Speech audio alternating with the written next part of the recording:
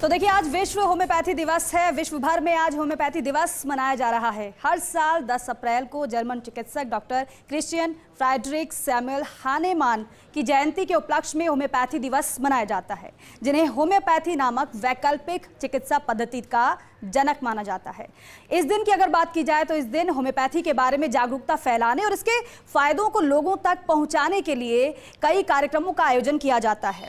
Homeopathy एक वैकल्पिक चिकित्सा पद्धति है जो इस सिद्धांत पर आधारित है कि समान दवा समान रोग को ठीक करती है। इसका मतलब यह है कि बीमारी पैदा करने वाले पदार्थ को कमजोर और पतला करके दवा के रूप में दिया जाता है, जिससे शरीर खुद को ठीक कर सके। होम्योपैथिक दवाएं प्राकृतिक पदार्थों जैसे कि पौधों, जानवरों और खनिजों से बनाई जाती है। हर साल विश्व होम्योपैथी दिवस के लिए एक थीम निर्धारित की जाती है। इस बार विश्व होम्योपैथी दिवस की थीम होम्यो परिवार, एक स्वास्थ्य एक परिवार है। तो इस पर आज हम चर्चा करेंगे।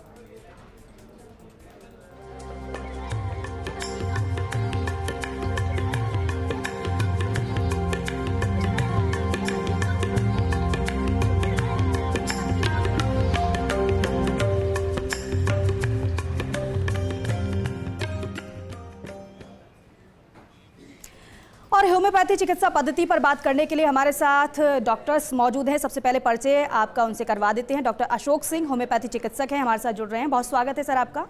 साथ ही साथ डॉक्टर जयराम चौधरी जी होम्योपैथी चिकित्सक हैं, वो भी हमारे साथ जुड़े हैं। सर आपका भी बहुत बहुत स्वागत है। सबसे पहले तो आप दोनों को वर्ल्ड होम्योपैथी डे की बहुत बहुत शुभकामनाएं। डॉक्टर और सभी को भी बहुत बहुत शुभकामनाएं। जी, डॉक्टर अशोक आपसे शुरुआत करते हैं, क्योंकि होम्योपैथी की अगर बात की जाए तो ये लगातार माना जाता है और कहा भी जाता है कि इसके कोई साइड इफेक्ट नहीं है। इसके साथ साथ आप दूसरी दवाइयों को भी ले सकते हैं। लेकिन हम शुरुआत करें इससे कि आप होम्योपैथी के विषय में हमारे दर्शकों को बताइए कि कब से इसकी शुरुआत हुई और जिस तरीके से ट्रीटमेंट इसका किया जाता है तो कैसे और कितना कारगर वो साबित होता है। जी नमस्कार दीपिका जी, आपके माध्यम से आपके सभी दर्शकों को और होम्योपैथी चिकित्सा के सभी चिकित्सकों को विश्व होम्योपैथी दिवस की हार्दिक शुभकामनाएं और बधाई। जैसा आपने बताया है कि इस बार भारत सरकार के आयुष मंत्रालय ने एक थीम रखी है, होम्यो परिवार, एक स्वास्थ्य एक परिवार।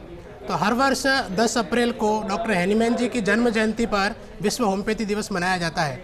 इसका एक बड़ा उद्देश्य होता है कि होम्योपैथी चिकित्सा में जो नवाचार हुए हैं और इसके जो नए नए परीक्षण हुए हैं और इसका अधिक से अधिक प्रचार कैसे हो, इसके लिए आयुष मंत्रालय हर वर्ष 10 अप्रैल को विश्व होम्योपैथी दिवस मनाता है। इस बार भी एक नई थीम के साथ होम्योपैथी का प्रचार हो रहा है। जैसा आपने कहा, होम्योपैथी की खोज 1796 में डॉक्टर हैनीमैन ने की थी। आपने बताया कि सिमिलिया सिमिलीबस क्यूरेंटर के आधार पर ये एक चिकित्सा पद्धति है और अब वर्तमान में इसको वैकल्पिक नहीं कहे तो ज़्यादा अच्छा है, क्योंकि होम्योपैथी चिकित्सा पद्धति आम जन की वर्तमान समय में ज़रूरत बन गई है। कोविड के बाद में और जब भी इस प्रकार की महामारी आई है और कोविड के बाद में होम्योपैथी चिकित्सा का लगातार लोगों के अंदर प्रचार है और इसके सकारात्मक परिणाम भी सामने को देखने को मिल रहे हैं। और होम्योपैथी दवाई के किसी प्रकार के कोई दुष्प्रभाव नहीं होते हैं और दुष्प्रभाव रहित दवाएँ होती हैं। और होम्योपैथी डॉक्टर से आप सलाह करके दवाई कोई भी दवाई लेते हैं, सलाह करके लेंगे तो उसका आपको परिणाम भी अच्छा मिलेगा और जिस काम के लिए आपने दवाई ली उसका रिजल्ट आपके सामने आएगा। जयराम चौधरी जी, अगर इलाज की बात की जाए, क्योंकि जिस तरीके से यहाँ पर डॉक्टर अशोक जी ने कहा कि इसे वैकल्पिक ना कहा जाए तो ज़्यादा अच्छा होगा। वैकल्पिक मैंने इसलिए कहा क्योंकि एलोपैथी हुई, आयुर्वेदा हुआ, नेचुरोपैथी हुई, इसको भी लोग इसका भी ट्रीटमेंट लेते हैं, लेकिन एलोपैथी ज़्यादा प्रेफर कर रहे हैं। लेकिन जब एलोपैथी से आराम नहीं मिलता है तो सोचते हैं कि चलो ठीक है, होम्योपैथिक का भी इलाज लेकर देख लेते हैं, क्या पता इससे फ़ायदा मिल जाए। तो इलाज की अगर बात की जाए तो कितना कारगर होम्योपैथी का इलाज आज के समय में आप देख पाते हैं? देखिए मैम, पहले तो मैं सभी दर्शकों को और आपके चैनल के माध्यम से सभी हिंदुस्तान के लोगों को, इवन पूरे वर्ल्ड को, सबको मेरी तरफ से वर्ल्ड होम्योपैथी डे पे बहुत बहुत शुभकामनाएं और सभी को बधाई। दूसरी बात, जैसा कि आपने बताया और डॉक्टर अशोक जी ने भी बताया कि एक अल्टरनेटिव सिस्टम है, तो अल्टरनेटिव सिस्टम है, लेकिन ये विश्व का, दुनिया का सबसे सेकंड, एलोपैथी के बाद पेशेंट्स सबसे ज़्यादा इसको यूज करते हैं, पब्लिक इसको सबसे ज़्यादा यूज करती है, जो सेकंड स्थान पे हैं ये। तो इसलिए इसको अल्टरनेटिव ट्रीटमेंट की बजाय अगर मेन ट्रीटमेंट उस थीम में, अगर स्ट्रीम में लाया जाए तो और अच्छा होगा। गवर्नमेंट बहुत प्रयास कर रही है और हर साल 10 अप्रैल को विश्व होम्योपैथी दिवस पिछले काफ़ी सालों से दिल्ली में मनाया जा रहा है। आज भी वहाँ मनाया जा रहा है और वहाँ पे महामहिम राष्ट्रपति द्रौपदी मुर्मू जी उद्घाटन के लिए आज आए हुए हैं वहाँ पे, और वहाँ सारे भारत के लोग वहाँ गए हुए हैं आज, सभी कॉलेजेस से, सभी डॉक्टर्स। तो मैं ये कहना चाहूँगा आपके माध्यम से दर्शकों को कि होम्योपैथी एक सुलभ और ऐसी चिकित्सा पद्धति है जिसका कोई साइड इफेक्ट नहीं है। आप अगर होम्योपैथी लेते हैं वो सबसे सेफ हैं, उसके कोई बैड इफेक्ट नहीं है, कोई साइड इफेक्ट नहीं है। आप दूसरी मेडिसिन लेते हैं जैसे एलोपैथिक मेडिसिन लेते हैं तो हर दवाई का कुछ न कुछ साइड इफेक्ट जरूर होता है जी। तो होम्योपैथी पद्धति एक ऐसा है जो बिना किसी नुकसान के आपको बिल्कुल ठीक कर देती है। अब होम्योपैथी किस सिद्धांत पे काम करती है? जो नेचर का सिद्धांत है, सिमिला सिमिलिबस क्यूरेंटर, उसी पे होम्योपैथी वर्क करती है। उस रूल के अकॉर्डिंग ये है कि होम्योपैथी को समझने के लिए सबसे पहले ये समझना है कि जो इंसान है उसमें मेन क्या चीज़ है, कैसे ठीक किया जाए। तो दो चीज़ होती है, एक अपनी मटेरियल बॉडी होती है जी, फिजिकल बॉडी जो मटेरियल होती है, और दूसरा इमटेरियल चीज़ होती है जो इनविजिबल है, दिखाई नहीं देती है। इनविजिबल क्या है? वो है अपनी सोल, अपना मन, अपना इमोशनल प्लेन, इंटेलेक्चुअल प्लेन जो दिखाई नहीं देता है, और वही सारा गवर्नेंस करता है इस फिजिकल बॉडी को। अब फिजिकल बॉडी पे कोई भी मेडिसिन सिवाय होम्योपैथी के अलावा जितनी भी पैथी होती है, सारी मेडिसिन होती है, वो फिजिकल बॉडी पे वर्क करती है। जबकि होम्योपैथिक मेडिसिन जो हैं वो सोल पे वर्क करती है, मीन्स आपके इनविजिबल प्लेन जो है, डायनेमिक प्लेन है, उस पे वर्क करती है और वहां से रूट से डिजीज को ठीक करती है। इमटेरियल चीज जो अपन देखते हैं कि जो फिजिकल बॉडी जिसको अपन देख सकते हैं, और फिजिकल बॉडी पे भी मेडिसिन तब तक ही यूज करती है, काम करती है जब तक उसमें सोल है जी। अगर किसी इंसान की बॉडी से सोल रिमूव हो गया है तो उसके बाद इस दुनिया की कोई सी भी दवा कोई वर्क नहीं करेगी। इसका मतलब ये है कि फिजिकल बॉडी को ठीक नहीं किया जा सकता है, इंसान को ठीक किया जा सकता है। इंसान कौन है? इंटरनल मैन कौन है? जो सोल है, जो अपना इमोशनल प्लेन है, जो अपना मन है। सोल से आपका मतलब है कि विश्वास होना चाहिए, इनविजिबल विश्वास। जैसे सोचते हैं कि ईश्वर, कितना विश्वास होता है कुछ लोगों को कि ईश्वर हैं, तो अगर विश्वास है तो ईश्वर हैं, अगर नहीं है तो आप उसको देख नहीं सकते। साइंस कभी इन चीजों को प्रूव नहीं कर सकती कि साइंस सोल होती है या नहीं होती है, भगवान होते हैं या नहीं होता, क्योंकि वो इनविजिबल चीजें हैं, उनको महसूस किया जा सकता है, रिजल्ट के थ्रू देखा जा सकता है। ऐसे ही होम्योपैथी की मेडिसिन के अंदर कौन से मॉलिक्यूल्स हैं वो कभी भी पता नहीं लग सकता। उसको देने से पेशेंट को जब रिजल्ट मिलता है तो वो रिजल्ट के थ्रू एक्सप्रेस होती है, तब ये पता लगता है हाँ इस चीज के लिए मेडिसिन दी और ये पेशेंट कंप्लीट ठीक हो गया। सही बात है। तो होम्योपैथी पेशेंट को एज ए होल ठीक करती है, मतलब पूरी केवल बॉडी को ठीक नहीं करती है, वो मेंटली भी, फिजिकली भी और स्पिरिचुअली। और यही वजह है कि डॉक्टर, यही वजह है कि ये कहा जाता है कि ये जड़ से बीमारियों को खत्म करती है। जड़ से वो इसलिए बीमारी को खत्म करती है मैडम, क्योंकि ये रूट पे काम करती है, अपने इनविजिबल प्लेन पे काम करती है, और वहीं से बॉडी में सारी चीजें फ्लो होती है फिजिकल बॉडी पे। ठीक है डॉक्टर अशोक, एक बात ये भी, क्योंकि ये वैकल्पिक बात बार बार इसलिए भी कही जाती है क्योंकि ये ऐसा हो सकता है, ये मिथ हो, ये कहा जाता है कि होम्योपैथी थोड़ा देर से असर करती है। क्या ये सही बात है? दीपिका जी, ये बिल्कुल सिरे से खारिज करता हूँ, ऐसी कोई बात नहीं है। होम्योपैथी दवाई से फास्ट कोई दवाई काम नहीं करती है, बस इसके लिए शर्त है जो आपने दवाई ली है वो प्रॉपर है, उसका डोज प्रॉपर है, आपने प्रॉपर सिम्टम दे के दवाई लिया, क्योंकि बाकी जो सिस्टम है मेडिसिन के उसमें सब फिक्स है। जैसे आपको बुखार आ रहा है तो बाकी सिस्टम में कोई मेडिसिन मिलेगी, होम्योपैथी में बुखार की बहुत सारी दवाएं हैं। आपने अगर सिम्टम सही दिए हैं और फिजिशियन ने सिम्टम्स को अच्छे से ऑब्जर्व करके आपको सिमिलर मेडिसिन दी है, प्रॉपर मेडिसिन दी है, उसकी जो पोटेंसी वो प्रॉपर है, उसका रिपीटेशन प्रॉपर है, तो होम्योपैथी से फास्ट इस दुनिया में कोई दवाई काम नहीं करती है। ये लोगों का मिथ्य है, जो प्रॉपर दवाई सिलेक्शन नहीं कर पाते हैं, यही लोग भ्रम फैलाते हैं इस प्रकार का कि होम्योपैथी धीरे काम करती है। कोविड के समय हमने ऐसे लोग देखे, मेडिसिन दी, तुरंत 2-4-5 घंटे में उसका एक्शन सामने आता है। ये सबसे बड़ा भ्रम है। लेकिन डॉक्टर, ये सबसे बड़ा भ्रम है, तो आखिर कहाँ यहाँ पर परेशानी आ रही है? क्योंकि फिर भी लोग बाद में ही इसको चुनते हैं, क्यों ना इससे पहले दूसरी और पद्धति से पहले चुना जाए? क्योंकि अगर एलोपैथी की बात की जाए, कोई अगर फीवर है किसी को, सीधे डॉक्टर के पास वो जा रहा है, कहता है कि जल्दी से जल्दी हम ठीक हो जाएं, और दवाइयाँ उस हिसाब से दे दी जाती है और वो ठीक भी हो जाता है। तो आप ये कह रहे हैं कि जितना तेज़ी के साथ दूसरी पद्धति कार्य करती है, उसी तेज़ी के साथ होम्योपैथी भी काम करती है?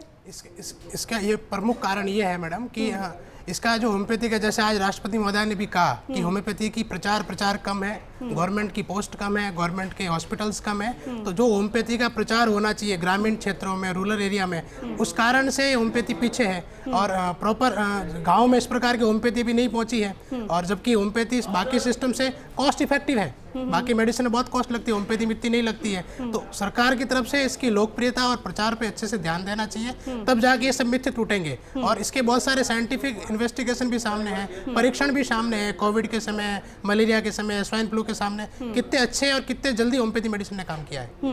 डॉक्टर जयराम, अगर कोई पेशेंट आपके पास आता है, जनरली संक्रमण का आ रहा है, तो किस तरीके से उसे डायग्नोज किया जाता है? क्योंकि अगर दूसरे पेशेंट की बात की जाए तो सिर्फ बुखार बता दिया, सिर में दर्द बता दिया, फिर कोई और परेशानी बता दी, तो उस हिसाब से ट्रीटमेंट होता है। तो क्या यहाँ पर डायग्नोज करने का कुछ अलग तरीका होता है क्या होम्योपैथी में? हाँ जी मैम, आपने बड़ा अच्छा क्वेश्चन पूछा है। होम्योपैथी में डायग्नोसिस डिजीज का नहीं करके पेशेंट का डायग्नोसिस होता है। पेशेंट का डायग्नोसिस कैसे होता है? डिजीज दो तरह की होती है, एक एक्यूट डिजीज होती है, दूसरी क्रॉनिक होती है जी। एक्यूट डिजीज होती है, उसके लिए कोज एनवायरमेंटल फैक्टर होता है।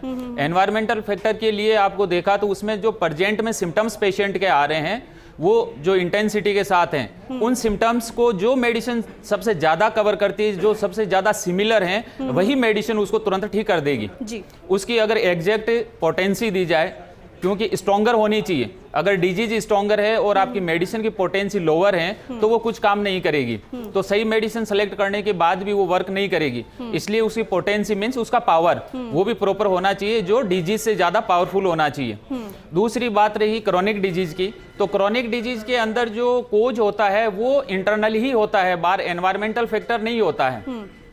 और वो इसलिए कि इस चीज़ को समझने के लिए मैं एक आपको एग्जाम्पल बताऊं कि जैसे सपोज करिए कि आप कभी अंधेरे में रस्सी या लकड़ी को देखा और आपके मन में विचार आया कि ये कोई स्नैक तो नहीं है, सांप तो नहीं है, और आप एकदम से देखा और आपको लगा ये तो सांप ही है, और आपका मन जब ये मान जाता है कि ये तो सांप ही है और आप डर जाते हैं, टॉर्च चला के देखते हैं, पता लगता है कि ये तो लकड़ी में तो यूं ही डर गई, लेकिन आपकी जो हार्ट बीट है वो 1 घंटे तक, आधे घंटे तक नॉर्मल नहीं होएगी। आपके जो रोंगटे खड़े हो गए थे डर के, और जो पसीना पसीना हो गए, जो वीकनेस आ गई, उसमें टाइम लगेगा, जबकि वहां कुछ नहीं था। तो वो मन में विचार आया आपके, और उसका इफेक्ट आपने फिजिकल बॉडी पे तुरंत फील किया। ऐसे ही हर इंसान की अलग नेचर होती है, उसके माइंड में कितने तरह के स्ट्रेस, टेंशन, गुस्सा, और उसके अकॉर्डिंग अगर कोई चीज नहीं हो रही है तो उसका इफेक्ट धीमे धीमे बॉडी पे आता है। और बॉडी में जब उसका इफेक्ट लंबे समय तक चलता है तो पहले तो फंक्शनल चेंजेज होते हैं, जब लंबे समय तक फंक्शनल चेंजेज चलते हैं तब जाके बॉडी में स्ट्रक्चरल चेंजेज होते हैं। स्ट्रक्चरल चेंजेज का मतलब ये है कि स्ट्रक्चर्स जो बॉडी के हैं, जैसे लीवर है तो उसमें सूजन आ गई है, हिपेटोमेगली हो गई है, कहीं ट्यूमर बन गया कैंसर का, तो कैंसर अचानक पता लगा कि साहब 1 महीने पहले ही गांठ बनी है, तो वो कैंसर 1 महीने पहले नहीं हुआ, वो उसका रिजल्ट है। वो 20 सालों से डिजीज अंदर चल रही थी और आज उसका रिजल्ट सामने आया है। और वो जो डायग्नोस्टिक जो है ये टूल, वो फिजिकल बॉडी को डायग्नोस करते हैं कि यहाँ क्या बदलाव आया है। जब तक वो फिजिकल बॉडी में बदलाव नहीं हुआ, जब तक उस कैंसर को कोई नहीं पकड़ पा रहा है, बिल्कुल वो होम्योपैथी पकड़ लेती है। क्योंकि होम्योपैथी में पेशेंट की स्टडी की जाती है, और पेशेंट की जब स्टडी करते हैं तो उसका जो मेंटल सिम्टम्स सारे लिए जाते हैं, उसकी नेचर ली जाती है, उसका स्वभाव लिया जाता है, उसकी हैबिट्स क्या है वो ली जाती है, वो किस तरह से सोचता है, उसका एम क्या है, मकसद क्या है। तो इन सारी चीजों को देखते हुए जब उसकी मेडिसिन का सिलेक्शन करते हैं तो करेक्ट मेडिसिन सेलेक्ट होगी तो तुरंत इफेक्ट होगा, रूट से वो डिजीज आउट हो जाएगी।